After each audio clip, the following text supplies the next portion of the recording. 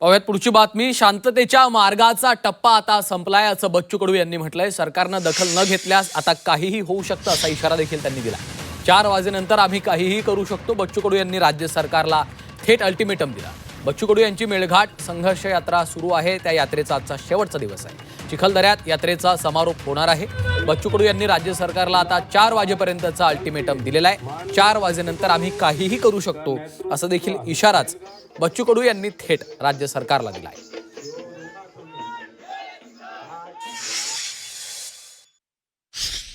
आता शांततेचा मार्गाचा टप्पा संपलेला आहे. आता जर सरकारनं दखल जर घेतली नाही तर काही होऊ शकतं. म्हणजे त्याचा अंदाज लागू शकत नाही. आम्ही त्रिशूल घेऊनही चालणार आहोत. या सगळ्या संदर्भात अजूनही 4 वाजेपर्यंत सरकारला आमचं वेळ आहे. 4 नंतर आम्ही काहीही करू शकतो. कुठल्याही स्तरावर जाऊ शकतो. पालकमंत्र्याला वेळ भेटू नये याचंच नवल वाटतं. त्यांना असं वाटतं का मेळघाटवाले मेले का आणि जिवंत राहिले का? अरे त्यांनी तुम्हाला 1,40,000 मतं देऊन निवडून दिलाय तुमचा आमदार. लाज वाटायला पाहिजे ना थोडी तरी. बच्चू कडूंची जी गांधीगिरी होती ती आता संपलेली आहे. भगत सिंग बिल्कुल संपली. अब त्रिशूल लेके झगड़ा होगा.